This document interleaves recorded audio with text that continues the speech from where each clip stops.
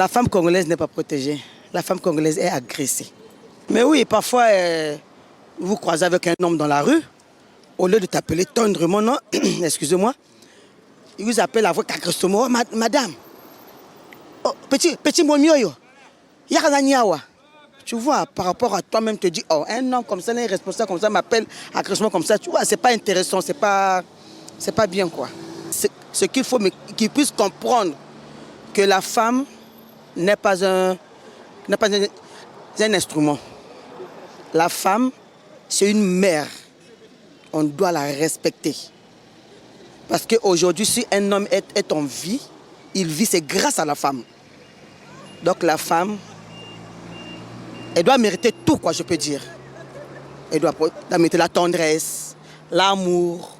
On doit bien la protéger. Donc c'est ça. Oui, les femmes congolaises subissent des violences, oui. Au niveau du boulot, dans les quartiers, un peu partout. Ils subissent des violences. Oui. Je n'ai pas vraiment la réalité en face. En tout cas, si on peut dire que les femmes congolaises subissent des violences au point conjugal et autres, ça leur appartient, notamment de les dénoncer. Et il y a tout un arsenal juridique qui est propice à cela, voilà, qui protège les droits de toute personne physique et des femmes en particulier. Voilà. Oui, mais il se pourrait que la femme ne veuille pas dénoncer les violences, par exemple, qu'elle subit de son mari pour la sauvegarde de son foyer conjugal. Vous voyez, si une femme se laissait peut-être dénoncer tout ce qui se passe dans sa maison, ça pourrait peut-être préjudicier, n'est-ce pas, son couple et tout. Voilà. Si certaines femmes le font, c'est peut-être pour le souci du maintien du foyer. En fait, si ces violences sont prouvées, il appartient aux victimes ou même à ceux qui sont informés de ces violences de saisir les autorités afin que les auteurs soient sanctionnés par les dispositions prévues par la loi. Et on doit aussi dire que voilà, il est normal qu'on procède à des campagnes de vulgarisation, de sensibilisation pour que les femmes sachent au moins qu'elles sont protégées par des règles de la République. Voilà. Et autant les hommes sont sujets de droit, les femmes également le sont. Voilà. Bien sûr que les femmes congolaises subissent des violences, mais ces femmes-là n'ont pas la possibilité de s'exprimer. Elles n'ont pas la possibilité, déjà qu'elles ne connaissent pas les moyens ou les canaux par lesquels elles peuvent s'exprimer pour dénoncer ces actes-là. Et en plus, il y a aussi l'intimidation qu'elles subissent venant des hommes, venant de ces personnes, de ces auteurs, les auteurs de ces actes-là. Bien sûr que les femmes congolaises, je soutiens cette idée-là, les femmes congolaises subissent des violences. Il faudrait qu'on donne la possibilité à ces femmes de pouvoir s'exprimer. Il faudrait qu'on leur explique qu'elles ont des droits en tant que femmes, qu'elles ne sont pas inférieures aux hommes, qu'elles ont des droits et que les hommes sont censés les respecter.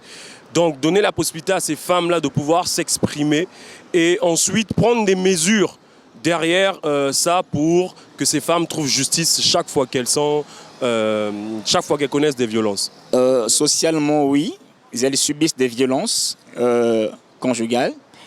Et cela est dû par seule cause, n'est-ce pas, de jalousie, par exemple, et de manque de confiance que les hommes ont envers cette dernière. Il faut aussi rappeler en fait que c'est des femmes aujourd'hui qui parfois font montre d'un mauvais comportement dans leur foyer, et ce qui pousse, n'est-ce pas, les hommes par le non-contrôle des émotions à aller sur ce stade-là. Alors, je dis oui, elles subissent, mais ces dernières doivent prendre l'initiative de s'imprégner de les textes qui encadrent ou encore protègent la femme contre ces actes aussi odieux qui peuvent entraîner des lésions ou encore mettre fin à leur vie, n'est-ce pas? Mais je pense que ça serait aussi important de rappeler qu'il y a, n'est-ce pas, une association, n'est-ce pas, l'association des femmes juristes qui devrait, n'est-ce pas, vulgariser pour faire connaître avec l'initiative de des réunions aux femmes congolaises de ce qui est, n'est-ce pas, de leurs droits. Et si aujourd'hui, les femmes congolaises n'arrivent pas à rester en justice, n'est-ce pas, à tout ce qui leur porte main ou porte atteinte à leur intégrité physique, c'est parce qu'il y a ignorance de droit. Hein? Et j'ai toujours pensé dire que celui qui ne connaît pas ses droits est un homme mort. Et c'est pourquoi il était important à cette association des femmes juristes de vulgariser, de faire comprendre et connaître les droits des femmes envers, n'est-ce pas, ces filles, jeunes filles qui subissent, n'est-ce pas, ces agressions physiques. Oui, les femmes congolaises subissent des violences. Ce sont des violences conjugales déjà. Et déjà, ces femmes n'ont pas la possibilité déjà de s'exprimer. Déjà qu'elles ne connaissent pas leurs droits. Et donc, quand elles se trouvent, pour celles qui se trouvent dans des foyers, quand elles se trouvent dans des foyers, elles ne maîtrisent pas leurs obligations et leurs droits. Et donc, s'exposent à certains comportements de certains hommes qui ne sont pas responsables des fois. Bon, déjà qu'il faut sensibiliser. Il faut sensibiliser sur les droits et devoirs des femmes. Et peut-être mettre en place des associations où les femmes peuvent échanger entre elles les difficultés qu'elles rencontrent dans leur foyer. Et peut-être que ça peut aboutir à des résultats du genre des femmes qui s'expriment, qui donnent leur point de vue. Et peut-être que cela pourrait être pris en charge par les autorités. Je dis oui.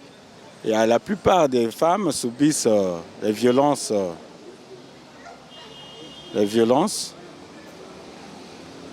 Je vous donne l'exemple des jeunes filles qui apprennent à gérer les foyers. Donc, une jeune fille qui s'est mariée à un jeune garçon, pendant la première période de concubinage, les deux paraissent d'abord tendres. La femme aime la présence de son mari et tout. Le mari s'est arrangé à persuader sa femme. Une fois que la femme tombe enceinte, le mari aura tendance à trop sortir, rentrer un peu en retard à la maison. Et quand la femme constate ça, du coup, elle change de mine. Elle change de langage vis-à-vis de son mari. Les réponses deviennent un peu violentes. Et chez certains maris qui ne supportent pas l'impolitesse en un mot, rares sont ces maris-là qui s'arrangent peut-être à résoudre verbalement les situations. Surtout ceux qui ont l'habitude peut-être de prendre l'alcool. Et la plupart des réactions, ce sont les agressivités, les bagarres et autres.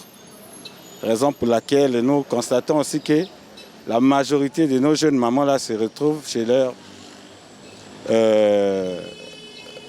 parents avec des enfants, un ou deux enfants, parce qu'ils n'ont pas pu s'accorder avec le mari. Bon, de manière générale, on ne peut pas dire qu'elles subissent ou elles ne subissent pas. Ça dépend de contexte et de lieu. Mais au moins est-il que de manière globale, les femmes congolaises sont protégées. Hein. Elles sont protégées. Bon, comme je l'ai dit, c'est des cas isolés qui ne manquent pas. C'est dans toutes les sociétés qu'il y ait des femmes violentées, agressées. Bon, et puis, il faut aussi savoir que les violences ne sont pas toujours physiques. Il peut y avoir des violences verbales, il peut aussi y avoir des violences économiques parfois, même des violences psychologiques. Parce qu'il arrive dans des administrations parfois qu'il y ait une certaine forme de violence, rien que par la discrimination par exemple, sur le plan du traitement salarial. C'est déjà une violence. Et celle-là, elle est souvent constatée au niveau de la société. Tel que sur certains droits, on sait que les femmes, de par leur constitution physiologique, ont certains besoins tels que des congés de maternité après accouchement. Il peut y avoir parfois qui sont indisposés, il peut y avoir des problèmes comme ça, mais les hommes ne comprennent pas toujours. Quand je dis les hommes, je vois à peu près la gente masculine ne comprennent pas toujours. Donc je peux dire que cela dépend, mais en termes généraux, il y a un cadre légal qui existe qui protège la femme au Congo.